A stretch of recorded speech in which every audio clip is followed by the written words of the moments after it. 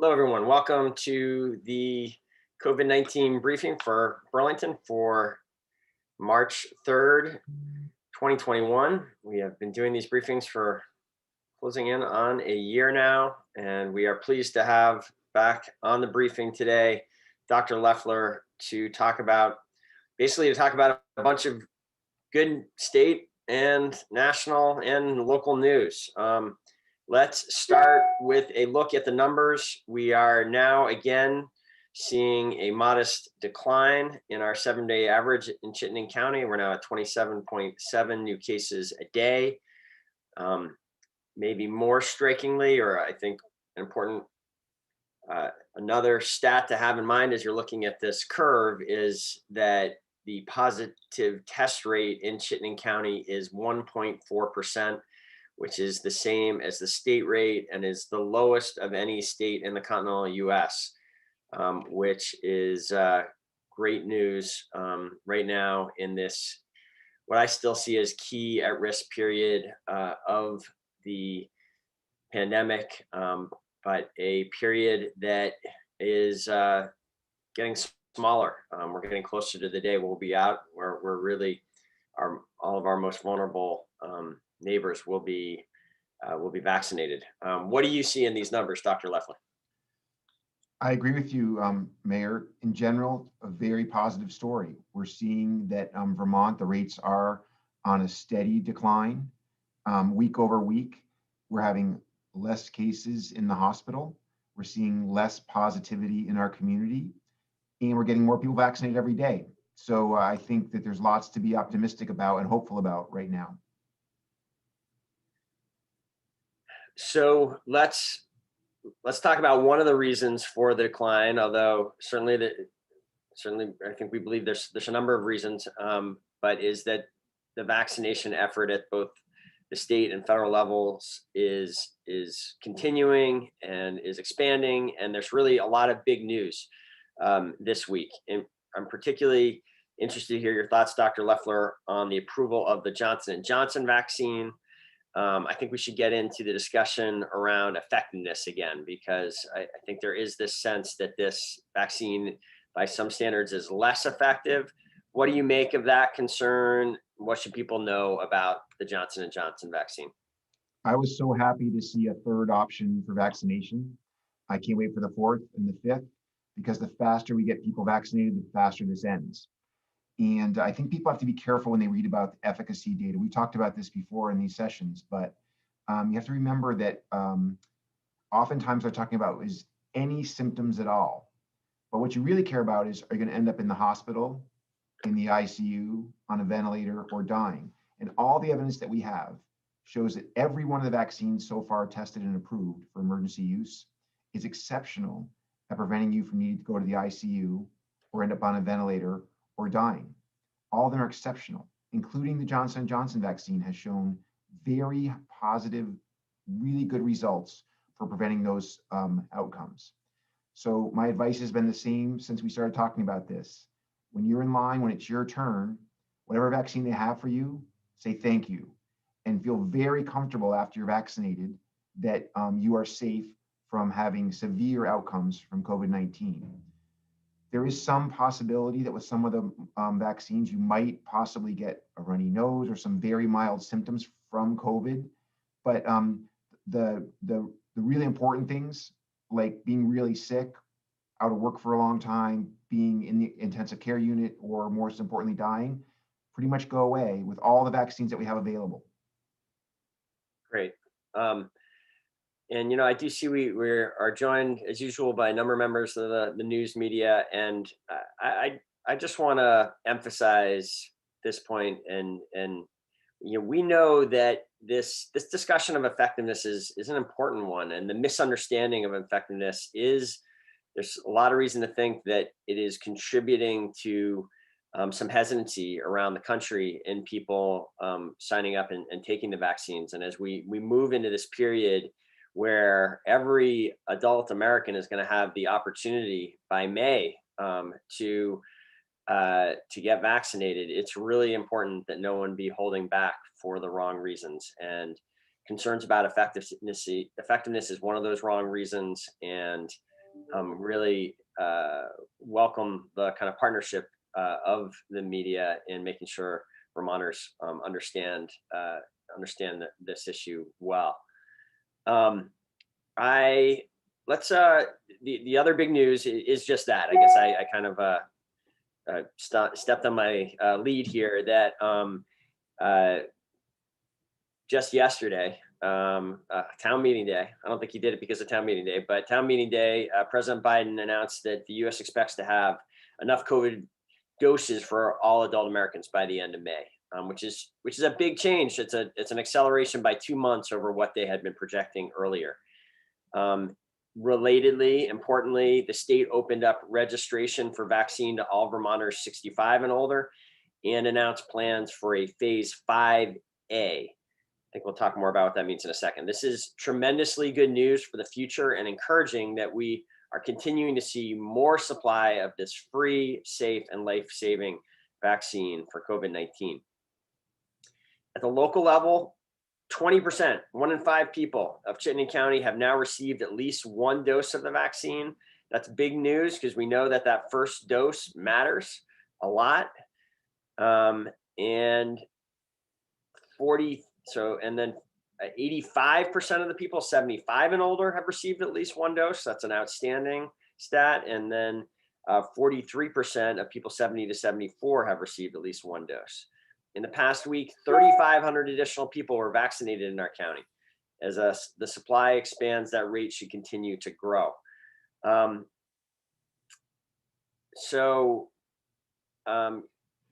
This is all good news, and it's news I know in a lot of ways you anticipated, Dr. Leffler. But just to reflect again, here we are, not even at a year since we declared an emergency in Vermont, and we're seeing this kind of roll out of the vaccine.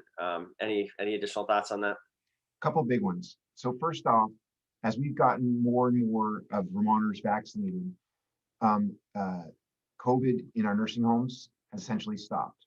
As we got them vaccinated, it's pretty much stopped. We got COVID for vaccinated healthcare workers, essentially completely stopped.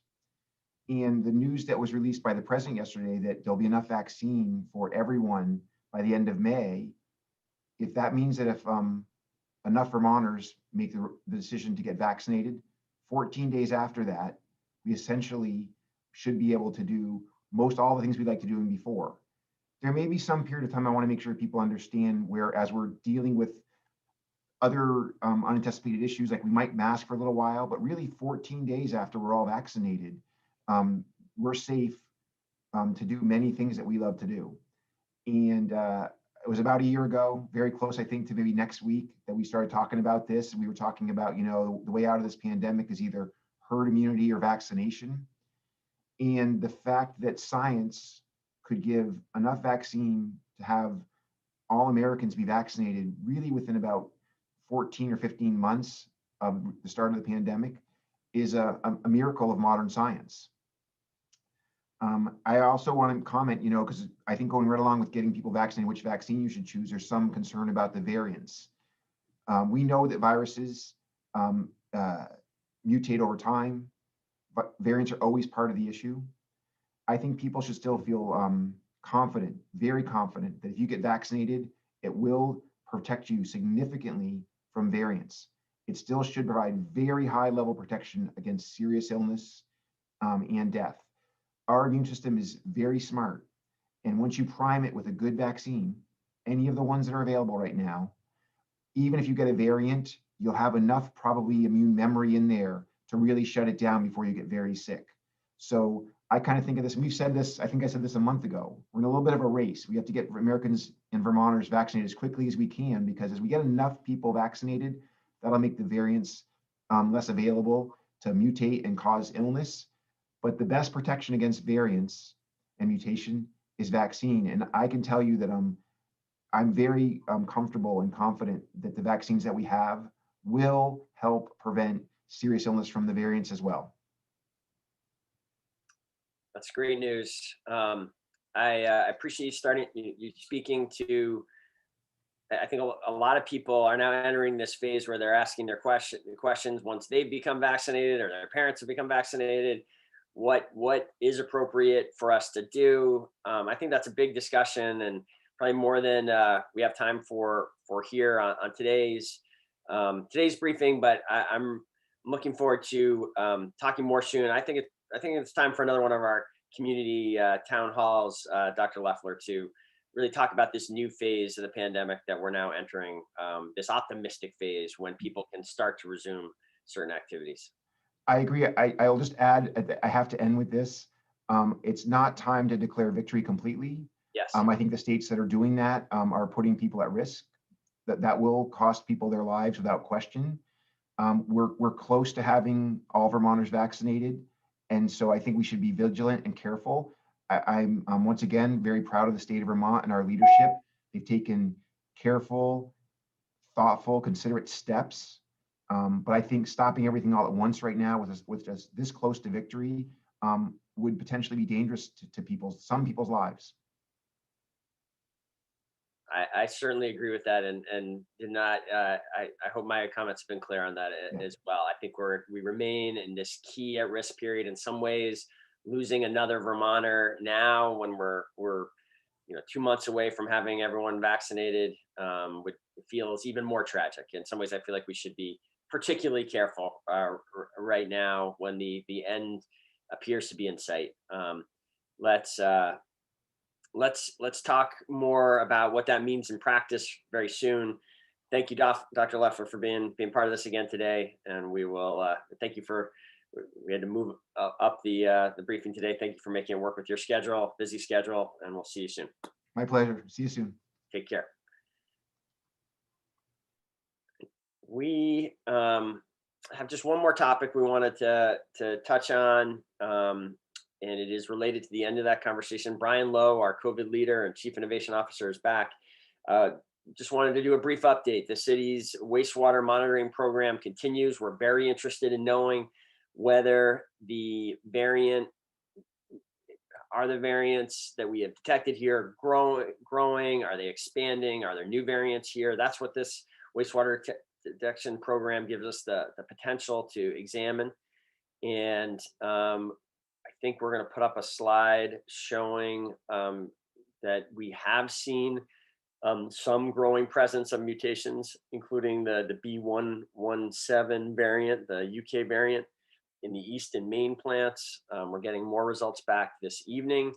I don't think this is a cause for particular alarm, but it does, it reinforces the race that we're in. This is a race with a real foe that is here, and should cause us to continue to exercise vigilance. Brian, what else would you like to add about this? Hey, thanks very much, Mayor. Olivia, is it possible to add the slide? Hey, thank you. So this image here shows you the trend line on a logarithmic scale for the city's three main wastewater plants: the main plant, the north plant, and the east plant. You can see on the right-hand side of the image here, the east plant, which is noted with a red line, is definitely showing an upward trajectory in the kind of prevalence of viral RNA over time. The north plant is showing a steady downward trajectory, and our main plant, which is the green line, is roughly stable. It's showing a slight increase the last couple of readings. So overall, looking at the kind of viral RNA prevalence across the city, we've got kind of a mixed bag with that growing prevalence in the east plant. The mutations, Mayor, that you talked about earlier, we had first detected the mutations in the city's main plant. We now also detect them in the main and the east plant at a limit that is no longer at our limit of detection. So it's an easier detect of the presence of those two mutations. And the two mutations that we test for are indicative of the B117 variant, which was first identified in the UK. It's not definitive proof. That would require genomic sequencing that the Department of Health can do, that we don't have the capacity to do in the city. But we are seeing the presence of those variants in both our main and our east plants at this point. Brian, I wanted to make sure I was understanding exactly what you just said there. It's at an easier detect level, meaning there's a somewhat elevated from the initial testing levels. Correct. Yeah, we're seeing a growing proportion of the RNA that we detect has the presence of those mutations in it.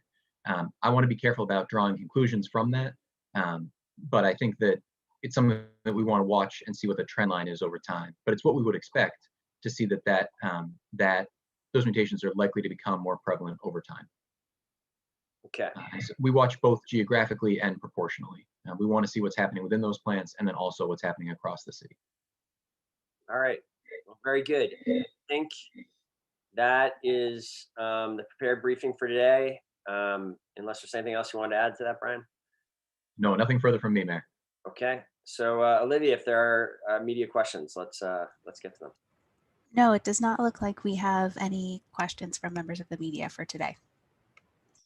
All right, very good. Well, thank you all for joining, and we will be back in touch. We expect to have another briefing next week, and we are serious about convening another town meeting sometime soon to talk about this new hopeful phase of the pandemic, where vaccines are becoming more and more widespread, and raises new questions about how we should be conducting ourselves as the vaccines become more widespread. So stay tuned for that. Thank you everyone for joining today. Thank you, Brian, Olivia, for making this happen, and we'll see you all soon. Stay safe. Take care.